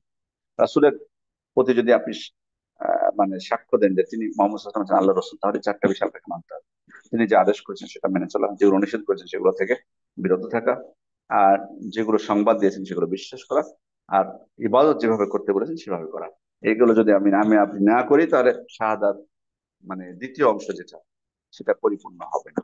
অবশ্যই আপনাকে অবশ্যই এই চারটা মেনে চলতে হবে। আপনি ইবাদত করবেন নিজের ইচ্ছা মতো। আমি আমার পিতাকে এটা দেখেছি, আমার দাদা কিভাবে করতে দেখেছি, আমাদের পূর্বপুরুষরা এইভাবে করেছে, এটা চলবে না। বরং আপনাকে বলতে হবে যে রাসূল সাল্লাল্লাহু আলাইহি ওয়াসাল্লাম ব্যবহার করেছে। খুযু আন্নী মানাসিকাকুম লিতাখুযু মানাসিকাকুম, তোমরা আমাদের তোমরা আমি হজ করে শিখিয়ে দিচ্ছি প্র্যাকটিক্যালি, সেটা হজ তোমরা শিখে না। সালাত আদায় করতে দেখিয়ে দিচ্ছি, সালাত আদায় যেভাবে করছে সেভাবে সালাত আদায় করো। তিনি যেভাবে করতে বলেছেন সেভাবে। এরপরে উনি দলিল দিচ্ছেন। এবার এবার দলিলে ফিরে যাচ্ছেন। এই পাঁচটা রুকুন যে উনি উল্লেখ করেছিলেন, সেটা দলিল তো শুরু করেছেন উনি। প্রথম রুকুন যেটা শাহাদাত আল্লাহ ইলাহা ইল্লাল্লাহ ওয়া আন্না মুহাম্মাদুর রাসূলুল্লাহ, আল্লাহ ছাড়া সত্য কোনো মাবুদ নেই, মুহাম্মদ সাল্লাল্লাহু আল্লাহ রাসূল, এটার দলিল উনি শেষ করলেন। দ্বিতীয় দলিল উনি এবার দিচ্ছেন সালাতের, সালাত এবং যাকাতের। ওয়া দালিলুস সালাতি ওয়াজ যাকাতি ওয়া তাফসির তাওহীদ, সালাত এবং যাকাতের দলিল এবং তাওহীদের ব্যাখ্যা হচ্ছে কি? ওমা উমিরু ইল্লা লিয়াবুদুল্লাহ, ক্বাউলুহু তাআলা ওমা উমিরু ইল্লা লিয়াবুদুল্লাহ মুখলিসিনা লাহুদ্দিন হুনাফা। তাদেরকে কোনো কিছুই আদেশ করা হয়নি, শুধুমাত্র আদেশ করা হয়েছে যে তারা খালেস অন্তরে একনিষ্ঠ ভাবে আল্লাহর ইবাদত করবে। ওয়া ইউকিমুস সালাহ, সালাত আদায় করবে। ওয়া ইউতুজ যাকাহ, যাকাত আদায় করবে। ওয়া যালিকা দীনুল কাইয়্যিমা, এবং এটাই হচ্ছে সরল দিন, এটাই সরল দিন এবং দৃঢ় দিন। তাহলে এখানে আদেশ করা হলো যে একনিষ্ঠ ভাবে খালেস অন্তরে আল্লাহর ইবাদত করবে। আর ইবাদত গুলো কি কি, তার ব্যাখ্যা শুরু করছি যে সালাত এবং যাকাত। এবং এটাকেই বলা হলো সরল দিন, সিরাত মুস্তাকিম। ওয়া আন্না হাযা সিরাতি মুস্তাকিমান ফাত্তাবিউহু, এটাই আমার সরল পথ, এটাকে অনুসরণ করো। ওয়ালা তাত্তাবিউস সুবুল, বিভিন্ন পথের অনুসরণ করো না। এটাই সরল সঠিক পথ। লা উজাজ ইজাজ, এখানে কোনো প্রকার বক্রতা নেই, এখানে কোনো প্রকার বক্রতা নেই। এরপরে এটা তো আমাদের কাছে স্পষ্ট। দালিলুস সিয়াম, সিয়ামের উনি দলিল দিচ্ছেন। ইয়া আইয়ুহাল্লাযীনা আমানু কুতিবা আলাইকুমুস সিয়াম, হে ঈমানদারগণ তোমাদের উপর সিয়ামকে ফরজ করা হয়েছে, কামা কুতিবা আলাল লাযীনা মিন ক্বাবলিকুম, যেমন ভাবে তোমাদের উপর পূর্ববর্তীদের উপর ফরজ করা হয়েছিল, লাআল্লাকুম তাত্তাকুন, যাতে তোমরা মুত্তাকি হতে পারো। তাহলে একমাত্র তোমাদের উপর যে আমি সিয়ামকে ধার্য করেছি সেটা না, তোমাদের পূর্ববর্তীদের উপরও কিন্তু ধার্য ছিল। সুতরাং এটাতে কষ্ট নেওয়ার কোনো কিছু নেই। তার মানে এখানে গুরুত্বটা বোঝানো হচ্ছে যে তোমরা তাকে অবলম্বন করতে পারো। তাকে অবলম্বন হবে কিভাবে? এই জন্য তো আল্লাহ রাসূল সাল্লাল্লাহু আলাইহি ওয়াসাল্লাম বলেছেন, মান লাম ইয়াদা কাওলা যুর ওয়াল আমালা বিহি ফালাইসা লিল্লাহি হাজাতুন ফি আন ইয়াদা তা'আমাহু ওয়া শারাবাহু, যে ব্যক্তি মিথ্যা কথা কাজ, অনর্থক কথা কাজ, কওলুজ যুর এবং অনর্থক কর্ম পরিত্যাগ করতে পারলো না, তার খানা পিনা পরিহারে কোনোই আল্লাহর কোনো প্রয়োজন নেই। তার মানে এটা পরিত্যাগ করতে হবে। সেজন্য তাকওয়া, এটাই কিন্তু মূলত তাকওয়া, আল্লাহর আদেশ বাস্তবায়ন করা, নিষেধ থেকে বিরত থাকা। ওয়া দালিলুল হজ্জ, ক্বাউলুহু তাআলা, হজের দলিল হচ্ছে আল্লাহ তাআলার বাণী, ওয়ালিল্লাহি আলান নাস হিজ্জুল বাইতি মান ইসতাতা ইলাইহি সাবিলা, আল্লাহর জন্য মানুষের উপরে বাইতুল্লাহ হজ করা, যে ব্যক্তি সেখানে যাওয়ার সামর্থ্য রাখে, তার পাথেয় রয়েছে। ওমান কাফারা, আর যে ব্যক্তি অস্বীকার করলো, ফাইনাল্লাহ গানিয়্যুন আনিল আলামিন। আল্লাহ তাআলা মনে রেখো যে আল্লাহ বিশ্ববাসী থেকে অমুখাপেক্ষী, কারো প্রতি তিনি মুখাপেক্ষী নন, আমরাই মুখাপেক্ষী। এই জন্য তো আমরা বলি ইয়া ইয়া আল্লাহ আনতাল গনিয়্যু ওয়া নাহনুল ফুকারা, আপনি অমুখাপেক্ষী আর আমরা আপনার প্রতি মুখাপেক্ষী। আপনি অমুখাপেক্ষী কিন্তু আমরা আপনার প্রতি মুখাপেক্ষী। তাহলে এখানে বলা হলো হজ, তাহলে হজ কেউ যদি না করে সে কি কাফের হয়ে যাবে? কুফরি বলতে কি কুফরি বোঝানো হয়েছে? আল্লামা এখানে বলেছেন যে কুফরি বলতে এখানে কুফর আসগর বোঝানো হয়েছে, ছোট কুফরি। কেউ যদি হজ না করে এটা ছোট কুফরি। আবার কেউ কেউ বলেছেন যে এখানে কাফের বলা হয়েছে মূলত যারা হজের বিধানকে অস্বীকার করে। এরকম কিন্তু আছে আমাদের সমাজ। সুবহানাল্লাহ, আমি মানে এমন মানুষও পেয়েছি যে আসলে মানে সে বহু সম্পদ আল্লাহ তাআলা তাকে দিয়েছে, কিন্তু তাকে যে আসলে হজ করতে হবে এটা সে স্বীকার করে না, স্বীকার করে না, মনে করে না। বলা হচ্ছে যে তো আপনি তো আল্লাহ অনেক বিত্তশালী করেছেন, আপনি হজ করুন, আপনার উপর হজ করুন। তো বলে যে অনেক তো পশু পাখি খাচ্ছে আমার সম্পদ গুলো এসে, এটা যথেষ্ট। নাউজুবিল্লাহ মিন যালিক। তার মানে উনি তাহলে এরকম ব্যক্তির পক্ষ থেকে তার মৃত্যুর পর বদজিহাদ করে কোনো লাভ নেই। এরকম ব্যক্তির পক্ষ থেকে বদজিহাদ করে মনে হয় উনি যতক্ষণ না তওবা করবে, যদি অসুস্থ হয়ে যায় এবং মৃত্যুর আগে বলে যায় যে হ্যাঁ আমার পক্ষ থেকে হজ করো, তাহলে সেটা আলাদা বিষয়। বাকি যদি এই অবস্থায় মারা যায়, তার পক্ষ থেকে বদলি করে কোনো লাভ নাই। যে আসলে স্বীকারই করে না বা হজ করতে চাইতো না সম্পদের লোক। আল্লাহ হিদায়াত দান। হ্যাঁ, যার মানসিকতা ছিল কিন্তু হয়তো উনি করতে পারেননি, তার পক্ষ থেকে আপনি বদলি করতে পারেন। তাহলে এখানে প্রথম মার্তাবা যেটা ইসলামের, আমরা আবার ফিরে যাই। আমরা বলেছি দিন ইসলামের তিনটা মার্তাবা, তিনটা স্তর: ইসলাম, ঈমান এবং ইহসান।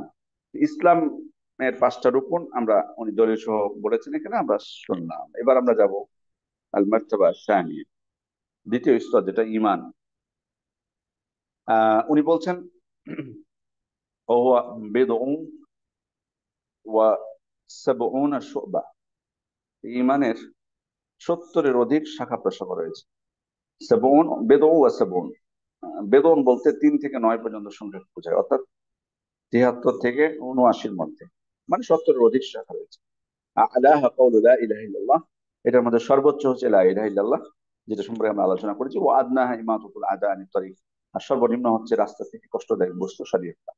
ওয়াল হায়াউ শুবাতুম মিনাল ঈমান, লজ্জাশীলতা হচ্ছে ঈমানের অংশ। এখানে দুটো বিষয় ফুটে ওঠে যে লজ্জাশীলতাকে ঈমানের অংশ বলা হয়েছে আলাদা। আর তার মানে এটা কত গুরুত্ব। আজকে যত পাপ আমরা করতেছি আপনি খেয়াল করে দেখবেন, এটা হয়তো এটা নিয়ে হয়তো আমরা ভবিষ্যতে আলোচনা করতে পারি, লজ্জাশীলতা। আজকে যত পাপ আপনি দেখবেন, বেপর্দাহীনতা, তারপরে হারাম ভক্ষণ, সবগুলো কিন্তু আমরা ওই যে যেটা প্রথমে বলেছি যে লজ্জা না থাকার কারণে, আল্লাহ আল্লাহ লজ্জার অভাবের কারণে আমরা এটা করছি। সেটা আল্লাহর ক্ষেত্রে মানুষ লজ্জার অভাবের কারণে কিন্তু এটা আমরা করি। আরেকটা জিনিস খেয়াল করুন যে ইমানের যেটাকে সব থেকে নিম্ন স্তর বলা হলো, ইমাতাতুল আযা আনিত তরিক, রাস্তা থেকে কষ্টদায়ক বস্তু সরিয়ে ফেলা। এটার ক্ষেত্রে অন্য হাদিসে এসেছে যে কেউ যদি রাস্তা থেকে কষ্টদায়ক বস্তু সরিয়ে ফেলে, আল্লাহ তাকে ক্ষমা করে দিবেন। কোনো কোনো বর্ণনা যে আল্লাহ তাকে জান্নাত দিবে। ইমানের এই নিম্ন স্তর পালন করার মাধ্যমে কেউ যদি জান্নাত পেয়ে যায়, তার সকল পাপ ক্ষমা হয়ে যায়, তাহলে সুবহান আল্লাহ, তাহলে তার উঁচু স্তরগুলো কত মর্যাদা। এই জন্য কোনো পাপকে বা কোনো ভালো কাজকে আমাদের ই করা যাবে না, মানে তুচ্ছ মনে করা যাবে না। লা তাহকিরান্না মিনাল মা'রুফ শাইআন, কোনো ভালো কাজকে তুমি তুচ্ছ মনে করো না। জি, এটা বলার পর উনি বলছেন আরকানুহু সিত্তা, এর রুকুন হচ্ছে 6টি। ইসলামের রুকুন তাহলে আমরা জানলাম 5টি, আর ইমানের রুকুন উনি বলছেন 6টি। তুমিনা বিল্লাহ, আল্লাহর প্রতি ঈমান আনবে, ও মালাইকাতি, তার ফেরেশতাদের প্রতি ঈমান আনবে, ও কুতুবি, তার কিতাবের প্রতি ঈমান আনবে, ও রুসুলি, তার নবী রাসূলদের প্রতি ঈমান আনবে, তার প্রেরিত রাসূলদের প্রতি ঈমান আনবে, ওয়াল ইয়াউমিল আখির, আখিরাত দিবসের প্রতি ঈমান আনবে, ওয়াল কদারি খাইরিহি ওয়া শাররিহি, ভাগ্যের ভালো মন্দের উপর ঈমান আনবে। এখানে আল্লাহর প্রতি ঈমান, লেখক বলেছেন আল্লাহর প্রতি ঈমান আনে, আল্লাহর প্রতি ঈমান 4টা বিষয়ের সমন্বয় হবে। এক হলো আল ঈমানু বিউজুদিল্লাহ, আল্লাহ যে আছেন সে বিষয়ে ঈমান দৃঢ় করা। দ্বিতীয় হচ্ছে রুবুবিয়তের, মানে আল্লাহ তিনি যে রব সে বিষয়ে বিশ্বাস স্থাপন করা, এবং তিনি যে আমাদের মাবুদ সে বিষয়ে বিশ্বাস স্থাপন করা, এবং তার যে গুণবাচক না গুণাবলী রয়েছে সে বিষয়ে বিশ্বাস স্থাপন করা। 4টা বিষয়, মৌলিক বিষয়। আর আমরা আল্লাহ তাআলা যে আছেন সেটা বুঝবো। 4টা বিষয় এখানে উল্লেখ করেছেন ওলামা ইকরাম। সেটা হচ্ছে আল ফিতরা, প্রথম, মানে এটার উপরে আমরা জন্মগ্রহণ করেছি যে আল্লাহ একজন আছেন এই বিশ্বাস। মানে ফিতরাত, এই ফিতরাত অনুযায়ী মানে আমার স্বাভাবিকভাবে আমি জানতে পারবো যে একজন সৃষ্টিকর্তা আছেন। এটা মা মিন মাউলুদিন ইল্লা ইউলাদু আলা ফিতরা। প্রত্যেক শিশুই ফিতরাতের উপর জন্মগ্রহণ করে, অর্থাৎ তাওহীদের উপর, অর্থাৎ আল্লাহর একত্ব, আর তিনি যে আছেন রব, তিনি আমাদের মাবুদ, এটা স্বীকার করে দেওয়া। আর আরেকটা হলো আকলের মাধ্যমে, বুদ্ধি, আকল, আল্লাহ আমাদেরকে ইয়ে দিয়েছেন, আকল দিয়েছেন, ব্রেন দিয়েছেন, বোধ শক্তি দিয়েছেন, সেটার মাধ্যমে আমরা বুঝতে পারবো।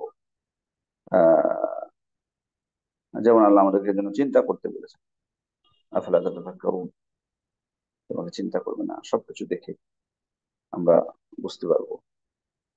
আহ এরপরে এখানে একটা শেখ মোহাম্মদ ইবনে সালেহ আল উসাইমিন রাহিমাহুল্লাহ আকলের ক্ষেত্রে উনি উদাহরণ দিতে, যে উনি বলছেন যে মানুষ কিভাবে তার আকল দ্বারা, ব্রেন দ্বারা বুঝতে পারবে যে আল্লাহ আছেন। উনি একটা উদাহরণ দিয়েছেন যে ধরো তোমাকে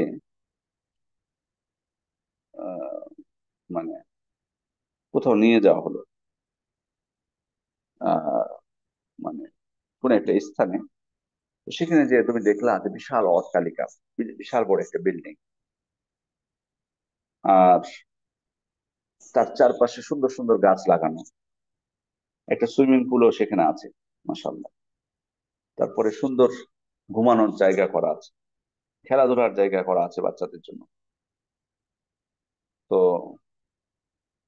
এখন যদি তোমাকে সেখানে নিয়ে যাওয়ার পর বলা হয় যে দেখো এই সুন্দর বিল্ডিং, এর পাশাপাশি সুইমিং পুল, তারপরে এখানে গাছ লাগানো আছে, খেলাধুলার জায়গা, দোলনা, নাগরদোলা থেকে শুরু করে সবকিছু সেখানে আছে, ক্যাফেটেরিয়া আছে, সবকিছু আছে। তো তোমাকে বলা হলো যে জানো, এই স্থানটা কেউ এখানে এটা নির্মাণ করেনি, বরং এমনিতেই হয়ে গেছে এটা, এর কিছুই ছিল না, হঠাৎ করে একজন একদিন এসে দেখি যে এই বিল্ডিং নির্মিত হয়ে গেছে, এই গাছপালা আছে, সবকিছু ক্যাফেটেরিয়া, মানুষ এখানে হাসি মজা করতেছে। এটা কি তুমি বিশ্বাস করবা? তোমাকে যদি বলা হয় যে হঠাৎ করে এটা হয়েছে, নিশ্চয়ই তুমি বিশ্বাস করবে না, বলবা না এটা পরিকল্পনা মাফিক হয়েছে, এটা আজকে হয়নি, অনেকদিন আগের পরিকল্পনা, এগুলো বাস্তবায়ন করা হয়েছে। তুমি তো সেটাই বলবা। যদি সেটার ক্ষেত্রে সেটা বলো, তাহলে তুমি তো একবার দেখতে, এখন তো আকাশের দিকে তাকিয়ে দেখো, সুবহানাল্লাহ, কোনো প্রকার খুঁটি ছাড়াই আকাশ, এত গাছপালা, এত নদী নালা, সমুদ্র, তো বাতাস, এত কিছু হয়ে গেছে কি এমনি? এর কোনো সৃষ্টিকর্তা নাই? অবশ্যই আছেন একজন সৃষ্টিকর্তা। এভাবে কিন্তু আমরা বুঝতে পারি যে আল্লাহ তাআলা আছেন। আর শরীয়তের দলিল এটা তো আছে, কোরআন সুন্নাহ দলিল অনুযায়ী এটা সাব্যস্ত। আর একটা হচ্ছে হিস, অনুভূতি, এবং যেটাকে বলা হয় যে আপনি অনুভব করবেন, সেটা আহ, এবং বুঝতে পারবেন। যেমন দোয়া করলেন, ইয তাস্তাগীথুনা রাব্বাকুম ফাস্তাজাবা লাকুম, তোমরা যখন আল্লাহর কাছে সাহায্য কামনা করেছে, আল্লাহ তোমাদের দোয়া কবুল করবে। এটা যখন আমি দেখতে পাবো সরাসরি আল্লাহ দোয়া কবুল করেছেন, সেটা হচ্ছে, ওই যে একজন সাহাবী এসে বললেন না যে বৃষ্টির অভাবে, অনাবৃষ্টিতে সবকিছু ধ্বংস হয়ে যাচ্ছে, পথ ঘাট, পশু পাখি, সবকিছু। আল্লাহ রসুল সাল্লাল্লাহু আলাইহি ওয়াসাল্লাম দোয়া করলেন, বৃষ্টি হয়ে গেল। এখান থেকে তো বোঝা যাবে যে আল্লাহ আছে। এরপরে আহ নবীদের যে মুজিজা গুলো, সেটার মাধ্যমে আল্লাহ তাআলা আছেন, সেটা আমরা বুঝতে পারি। তো এটাই হচ্ছে মূল বিষয়, যে আল্লাহ তাআলার আমরা আমরা ইমান, তার প্রতি ইমান, বা তিনি যে আছেন সেটা আমরা বুঝতে পারবো এই চারটা বিষয় দিয়ে। এরপরে তিনি বলেছেন ও মালাইকাতি, তার ফেরেশতাদের প্রতি ঈমান আনা। ফেরেশতাদের প্রতি ঈমান আনা বলতে ফেরেশতারা যে আছেন এই বিশ্বাস করা, তারা আল্লাহর সৃষ্টি। আর একটা হলো যে তাদের মধ্যে যে যে সমস্ত নামগুলো আমাদেরকে জানানো হয়েছে সেগুলো বিশ্বাস করা, যেমন জিবরিল, মিকাইল। এরপরে তাদের যে গুণাবলী আছে, বর্ণিত হয়েছে, সেগুলো সম্পর্কে বিশ্বাস করা। আহ যেমন তারা মানে শুধুমাত্র তাদের নিজস্ব রূপ ছাড়া অন্য রূপ গ্রহণ করতে পারতেন, যেমন মানুষের রূপ, যেমনটা আমরা জানবো কিছুক্ষণ পর। এরপরে আপনার আরো যে বৈশিষ্ট্যগুলো আছে, তারা আল্লাহ কখনো অবাধ্য হন না। এবং তাদের কর্ম সম্পর্কে আমাদের বিশ্বাস স্থাপন করা, যেমন জিবরাইল আলাইহিস সালাম তিনি ওহী নিয়ে আসতেন, মিকাইল আলাইহিস সালাম বৃষ্টির দায়িত্বপ্রাপ্ত ফেরেশতা, ইসরাফিল যিনি সিংহায় ফু দেওয়ার জন্য প্রস্তুত আছেন, মালাকুল মউত মৃত্যুর ফেরেশতা, মৃত্যু দায়িত্বপ্রাপ্ত। এরপরে জাহান্নামের প্রহরী মালিক, তারপরে আরশ বহনকারী ফেরেশতা, যারা মায়ের পেটে শিশুর বয়স 120 দিন হলে তারা আসেন এবং তার যে রিজিক, তার মেয়াদ, তার আমল, সৌভাগ্যবান না দুর্ভাগা সেটা লিখেন তারা। যারা বান্দার কর্ম লিপিবদ্ধ করেন তারা, কবরে প্রশ্নকারী ফেরেশতা, এই যে এই বিষয়গুলো, এইগুলোকে আমার বিশ্বাস স্থাপন করতে হবে যেগুলো কোরআন সুন্নাহ এসেছে। আর এরপরে হচ্ছে ওয়াল ইমান বিকুতুবি, আল্লাহ তাআলার কিতাব যেগুলো আছে, কিতাব সম্পর্কে ইমান আনা, সেগুলো যেগুলো আল্লাহ তাআলার পক্ষ থেকে, ইমানটা হয়ে যাবে আল্লাহ তাআলার পক্ষ থেকে এগুলো নাজিলকৃত কিতাব। আর যেগুলোর নাম আমরা জানি সেগুলোর প্রতি বিশ্বাস করা, যেমন তাওরাত, জাবুর, ইনজিল। এরপরে এই এই কিতাবগুলোতে যেগুলো এসেছে সেগুলোকে বিশ্বাস করা, বিশেষ করে কোরআনে যে খবরগুলো এসেছে পূর্ববর্তীতে যেগুলো প্রমাণিত, আর যেগুলো তাহরিফ করা হচ্ছে সেগুলো আলাদা বিষয়। আর এগুলোর হুকুমগুলো মেনে চলা, বিশেষ করে যেটা এখনো যে হুকুমটা বলবৎ আছে, বিশেষ করে কোরআনে বর্ণিত যে আহকামগুলো, এগুলো হচ্ছে আল্লাহর প্রতি, আল্লাহর কিতাবের প্রতি মানা, আল্লাহ রসুলদের প্রতি মানা না। সেটাও যে তারা হচ্ছেন আল্লাহর পক্ষ থেকে প্রেরিত রাসূল বিশ্বাস করা। এরপরে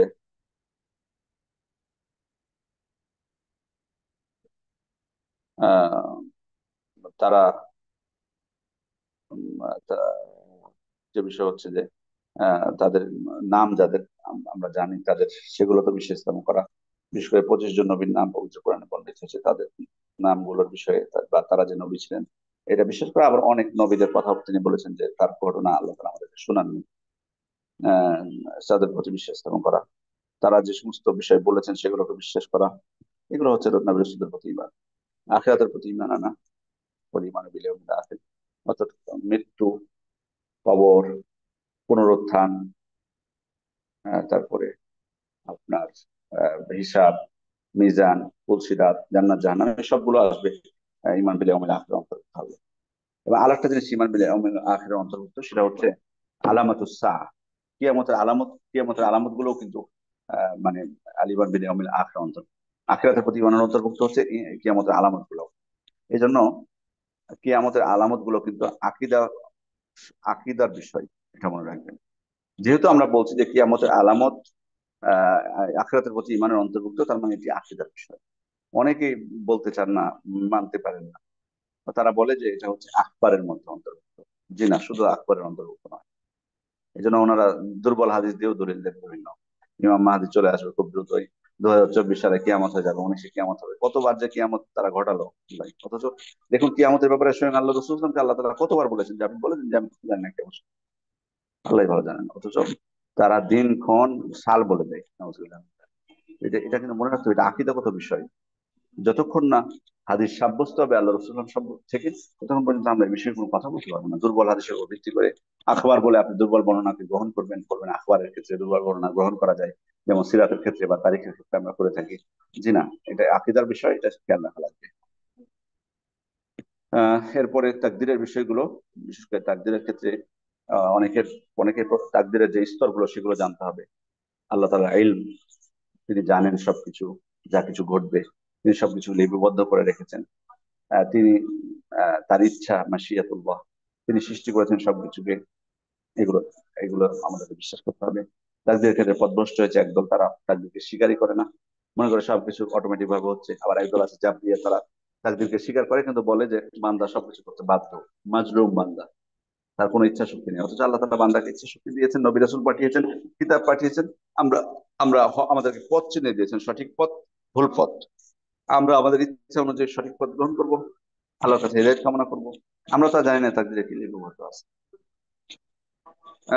এরপরে উনি এগুলো দলিল হিসেবে কোরআনে একটা আয়াত বলছেন, ওয়া দলিল আলা হাযিল আরকানাস সিত্তা, এই এগুলোর উপর দলিল হলো আহ, আহ, এই 6টা রুকনের উপর, লাইসাল বিররা আন তুওয়াল্লু উজুহাকুম কিবালাল মাশরিক ওয়াল মাগরিব, অর্থাৎ তোমরা সূর্য, তোমরা পূর্ব পশ্চিমে মুখ মানে ইয়া করা, মানে সেদিকে আহ, আহ, তাকানো, বা সেদিকে অভিমুখ হওয়া, সেটা কোনো পুণ্যের কাজ নয়। ওয়ালাকিন্নাল বিররা মান আমানা বিল্লাহি ওয়াল ইয়াউমিল আখির ওয়াল মালাইকাতি ওয়াল কিতাবি ওয়ান নাবিয়্যিন।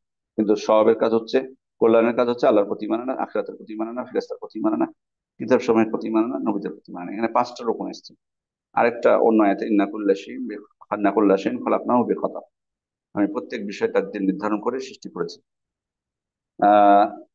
তাহলে এর মাধ্যমে আমরা রুকুন গুলোর প্রমাণ ও দলিল পেয়ে গেলাম। আর হাদিস স্পষ্ট ভাবে 6টা রুকুন বর্ণিত হয়েছে হাদিস জিবরীলের মাধ্যমে, যেটা কিছুক্ষণ পরেই বলবো ইনশাল্লাহ। তৃতীয় মার্তাবা হচ্ছে স্তর হচ্ছে ইহসান ও রুকনুন ওয়াহিদ। এটা একটা রুকুন, সেটা হচ্ছে যে তুমি আনতা আবুদাল্লাহ কান্নাকা তারাহু ফাইন লাম তাকুন তারাহু ফাইন্নাহু ইয়ারাক। তুমি এমন ভাবে আল্লাহর ইবাদত করবে যেন আল্লাহকেই দেখছো। তুমি আল্লাহকে না দেখতে পেলে আল্লাহ তোমাকে দেখছে, এই মনোভাব। ইন্নাল্লাহা মাআল্লাযিনা তাকাউ ওয়াল্লাযিনা হুম মুহসিনুন। নিশ্চয় যারা তাকওয়াশীল এবং ইহসান করে, মুহসিন, তাদের সাথে আল্লাহ আছেন। তাদের সাথে আল্লাহ আছেন বলতে তার ইলম, জ্ঞান, সাহায্য, পর্যবেক্ষণ, তার ক্ষমতা, তার দৃষ্টি, সবকিছু বান্দার সাথে। কিন্তু তার সত্তা তিনি তিনি উন্নীত হয়েছেন আরো। ওয়াকুলু ওয়া তাওয়াক্কাল আলা আজিজির রহিম। তুমি তাওয়াক্কুল করো পরাক্রমশালী দয়ালু আল্লাহর উপর। আল্লাযী ইয়ারাকা হিনা তাকুম। তুমি যখন সালাত আদায় করো তিনি তোমাকে দেখেন। ওয়া তাকাল্লুবাকা ফিস সাজিদিন। আর যখন সালাত আদায়কারীদের সাথে উঠা বসা করো তখনও তিনি তোমাকে দেখেন। وقوله تعالى وما تكون في شأن وما تتلو منه من قرآن। তোমরা যে অবস্থায় থাকো না কোনো এবং কোরআন থেকে যাই তেলাওয়াত করো, ওয়ালা তা'মালুনা মিন আমালিন, আর যে আমলই তোমরা করো, ইল্লা কুন্না আলাইকুম শুহুদান, আমি কিন্তু সেটা দেখে থাকি। ইজ তুফিদুনা ফিহি, যখন তোমরা সে কাজে রত থাকো। তার মানে আল্লাহ আমাদের সব সব সময় দেখছেন, এই ইমানদার। এই সব কিছুর পূর্বের যতগুলো বর্ণনা হলো আজকের 7:30 থেকে নিয়ে এই পর্যন্ত যতগুলো বর্ণনা হলো, এই সবকিছু দলিল হচ্ছে হাদিসের জিবরিল। সে হাদিসটি পাঠ করে আমরা আমাদের আলোচনা শেষ করবো ইনশাআল্লাহ। হাদিস জিবরিল আল মাশহুর আন ওমর বিন খাত্তাব قال বাইনামা নাহনু ইনদা রাসূলিল্লাহি সাল্লাল্লাহু আলাইহি ওয়াসাল্লাম। ওমর বিন খাত্তাব বলছেন, আমরা একদিন আল্লাহ রাসূল সাল্লাল্লাহু আলাইহি ওয়াসাল্লামের কাছে ছিলাম। যাতা ইয়াউমিন ইজ তালা আলাইনা রাজুলুন, আমাদের কাছে একজন ব্যক্তি আসলেন। শাদীদু বায়াদিস সিয়াব শাদীদু সাওয়াদিস শার। তার পোশাক ছিল খুবই সাদা আর চুলগুলো ছিল কুচকুচে কালো। লা ইউরা আলাইহি আসরুস সাফার, অথচ সফরের কোনো চিহ্ন তার মধ্যে দেখা যাচ্ছে না। ওয়ালা ইয়ারিফু মিন্না আহাদ, আমাদের কেউ তাকে চিনেও না। মানে আশ্চর্য হওয়ার কথা হলো যে এই ব্যক্তিকে তো আমরা চিনি না, তার মানে দূর থেকে এসেছে। কিন্তু দূর থেকে আসলে তো পোশাক এত সুন্দর ধবধবে সাদা আর মাথার চুল এলোমেলো হওয়ার কথা না। দূর থেকে আসলে মানে তখনকার সফর তার বিমানে ছিল না যে আপনি এই ঢাকা থেকে যে পোশাকে উঠতেছেন হবু সেই পোশাকে সিলেটে যে নামছেন বা চিটাগাঙে যে নামতেছেন, সেটা তো আসলে ছিল না। ওই অবস্থা, তার মানে মরুর মধ্যে সফর করে এত দীর্ঘ সফর করে আসলে তো আর 12টা বেজে যাবে পোশাক আর চলে এসে। সেটাই আশ্চর্য হচ্ছেন যে আমরা তাকে চিনি না, আমাদের এখানকার তো না, তার মানে দূর থেকে এসছে। আর দূর থেকে আসলে তো তার পোশাকে, তার চুলে তো এলোমেলো হওয়ার কথা, কিন্তু না, চুল পরিপাটি কালো হয়ে আছে কুচকুচে আর ধবধবে সাদা সুন্দর পোশাক পরে এসেছেন। ওয়ালা আহ ওয়ালা ইয়ারিফু মিন্না আহাদুন, আমাদের মধ্যে কেউ তাকে চিনতে পারছে না, তার মানে কাছেরও তো না। হাত্তা জালাসা নবী সাল্লাল্লাহু আলাইহি ওয়াসাল্লাম, এমনকি তিনি আল্লাহ রাসূল সাল্লাল্লাহু আলাইহি ওয়াসাল্লামের কাছে যেয়ে বসলেন। ফাসনাদা রুকবাতিহি ইলা রুকবাতিহি, তার হাঁটুর সাথে তার হাঁটু মিলিয়ে দিলেন। ওয়া ওয়াদা কাফাইহি আলা ফাখিযাহি, তার উরুর উপর দুই হাতকে রাখলেন। ওয়া ক্বালা ইয়া মুহাম্মদ, এবার বলছেন হে মুহাম্মদ সাল্লাল্লাহু আলাইহি ওয়াসাল্লাম, আখবিরনি আনিল ইসলাম, আমাকে ইসলাম সম্পর্কে কিছু বলো, ইসলাম সম্পর্কে বলো। তো তখন আল্লাহ রাসূল সাল্লাল্লাহু আলাইহি ওয়াসাল্লাম বলছেন, আল ইসলাম আন তাশহাদা আন লা ইলাহা ইল্লাল্লাহ ওয়া আন্না মুহাম্মাদার রাসূলুল্লাহ ওয়া তুকিমাস সালাহ ওয়া তু'তিয়াজ যাকাত ওয়া তাসুমা রমাদান ওয়া তাহজ্জাল বাইতা ইন ইসতাতা ইলাইহি সাবিলা। এই যে 5টি যে রুকুন আমরা আলোচনা করেছি সবটি বলে দিলেন আল্লাহ রাসূল সাল্লাল্লাহু আলাইহি ওয়াসাল্লাম। তখন উনি বলছেন, সাদাকতা, তুমি ঠিকই বলেছো মোহাম্মদ।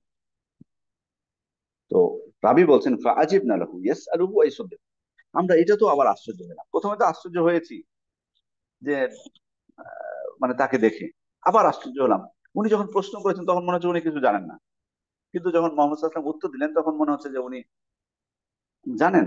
এই জন্য বলছেন যে তুমি ঠিকই বলেছো। আবার প্রশ্ন করলেন আখবিরনি আনিল ঈমান, আপনি আমাকে ঈমান সম্পর্কে বলুন।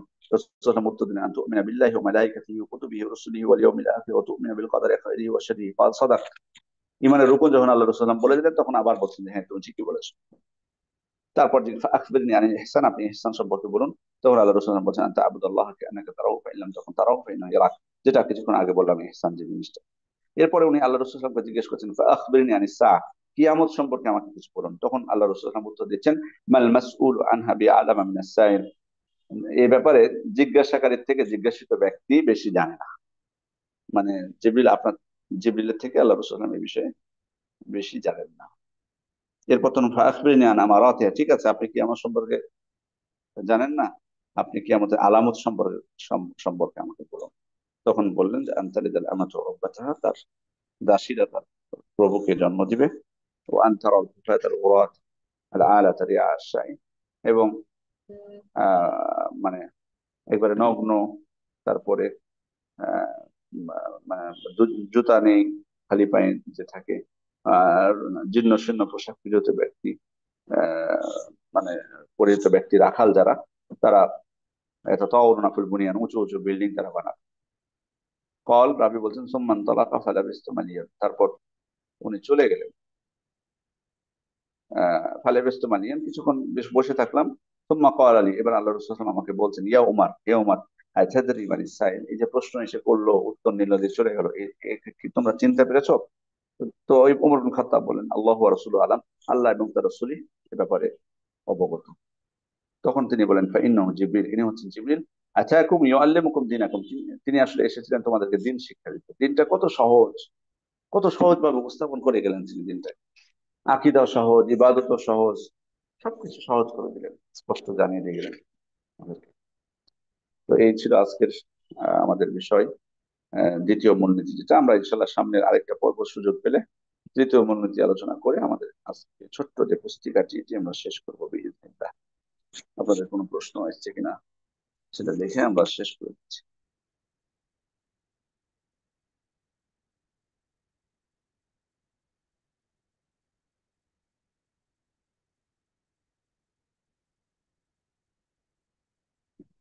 আপনি যে কিতাবটি থেকে পড়েছেন সেটার নামও কিভাবে সংগ্রহ করতে পারি জানাবেন দয়া করে। এটা তো আমরা প্রথম দিনই বলে দিয়েছি, প্রথম দিনই বলে দিয়েছি, এটা মাওলানা আব্দুল ওয়াহাব রাহিমাহুল্লাহর রচিত এটা কিতাব, আল উসুলুস সালাসা ওয়া আদিল্লাতুহা। এটা আপনার আরবি কিতাব, মূল তিনটি মূলনীতি এবং তার দলিল প্রমাণাদি। এটা আপনি অনুবাদও পাবেন আমাদের লাইব্রেরি গুলোতে, সালাফি প্রকাশনী যে লাইব্রেরি গুলো আছে, প্রকাশনী গুলো আছে, সেগুলোতে আপনি গেলে খোঁজ পেলে সেটার অনুবাদ আপনি পেয়ে যাবেন। মোহাম্মদ ইবনে আব্দুল ওয়াহাবের লেখা, মোহাম্মদ ইবনে আব্দুল ওয়াহাবের লেখা আল উসুলুস সালাসা ওয়া আদিল্লাতুহা। দ্বিতীয় প্রশ্ন করেছেন সালাতের ব্যাপারে, জানতে চাইছিলাম নিয়মিত এসে সময় মতো আদায় করেন এমন ব্যক্তির কিছুদিন ধরে এসে সালাত আদায় করতে যদি মধ্যরাত পেরিয়ে গিয়ে থাকে ক্লান্তির জন্য, বা কোনো না কোনো ভাবে রাতের শেষ প্রহরেও যাচ্ছে পড়তে, এমত অবস্থায় তার সালাদটির গুরুত্ব বা গ্রহণযোগ্যতা কতটুকু থাকে জানতে চাইছিলাম। যেহেতু মধ্যরাতে পড়া আদায় করা কেবল নিরুপায় ব্যক্তির রক্ত, আর না হলে তার মাত্র তিনি দ্রুত সংশোধন হতে চাইছেন, হঠাৎ করে সমস্যা শুরু হয়েছে, তিনি কুলিয়ে উঠতে পারছেন না, বা এমন হচ্ছে দেখে তিনি নিজেও অবাক হচ্ছেন। কেন এটা ক্লান্তি বলতে? বুঝলাম না এটা। আপনি তো বিছানায় যাবেন না ঈশার আগে, এটা তো অগ্রহণযোগ্য। মানে মানে কানা ইয়াকরাহুন নাওম ক্বাবলা ইশা, আল্লাহ রাসূল আমি ঈশার পূর্বে ঘুমানোকে অপছন্দ করতেন। তো উনি মনে হয় ঈশার আগে ঘুমিয়ে যাচ্ছেন, ওই জন্য উঠতে পারছেন না। আপনি ঘুমাবেন না ঈশার ঈশার আগে, অন্যভাবে প্রয়োজনে পারিবারিক বৈঠক করবেন, কথা বলবেন একটু কষ্ট করে হলো, কফি চা খাবেন কড়া লিকার করে, কফি খাবেন। মানে আমি এটা আবার বলবেন, বলেন না আবার যে দলিলটা কোথায় কোরআনে। মানে আমি এমনি বলতেছি যে আপনি জেগে থাকার চেষ্টা করুন, ঘুমাবেন না। এশা সালাতটা পড়ে আপনি তারপর তখন ঘুমিয়ে যাবেন।